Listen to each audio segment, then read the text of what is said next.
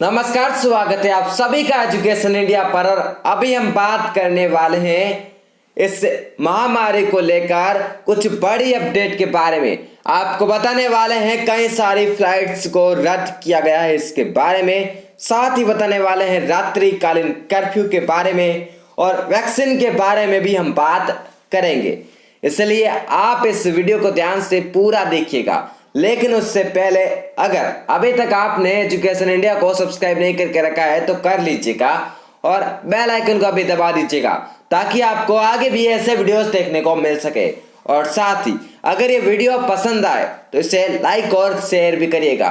और हमने सभी खबरों के डिटेल लिंक कमेंट बॉक्स में दे रखे हैं, वहां जाकर आप पूरी खबर देख सकते हैं। हर एक खबर को आप पूरी तरीके से पढ़ सकते हैं। तो वीडियो में आगे बढ़ते हैं और आपको बताते हैं आज की तमाम बड़ी खबरों के बारे में। तो खबर महाराष्ट्र से है।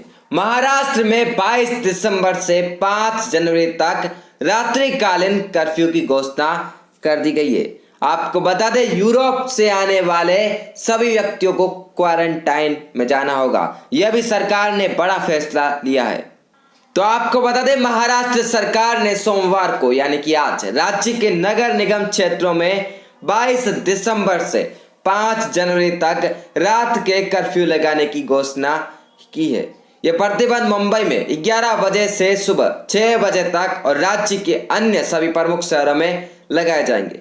राज्य सरकार ने यह भी घोषणा की है कि यूरोपीय और मध्य पूर्वी देशों से राज्य में आने वाले यात्रियों को मंगलवार से शुरू होने वाले 14 दिन के लिए अनिवार्य क्वारंटाइन के तहत रहना होगा। दरअसल बात यह है कि यूके के अंदर एक बार फिर से लॉकडाउन लगा दिया गया। एक बार फिर से ये महामारी हाई लेवल पर पहुंच रही थी, तो ऐसे में सरकार ने वहां पर लॉकडाउन लगा दिया। अब लॉकडाउन लगाने के बाद जैसा कि मुंबई में एयरपोर्ट है और वहां पर कई सारी फ्लाइट्स आएगी, तो हो सकता है कि कई सारे इस महामारी के पेशेंट भी आ जाए। ऐसे में सरकार ने बड़ा फैसला लिया है और आगे आने वाले दिनों के लिए वहां पर रात्रिकालीन कर्फ्यू लगा दिया है। ऐसे में अगर आप यूरोप या फिर आसपास के देशों से आते हैं तो ऐसे में आपको यकीनन 14 दिन के लिए क्वारंटाइन भी रहना पड़ेगा। तो दरअसल बात यह है कि ब्रिटेन में इतने दिनों तक तो वापस ये महामारी खत्म हो चुकी थी, लेकिन अब एक बार फिर से ये महामारी बढ़ गई है। ऐसे में भारत समेत करीबन 1 दर्जन देशों ने ब्रिटेन के साथ जो हवाई सेवा है वह स्थगित कर दी है।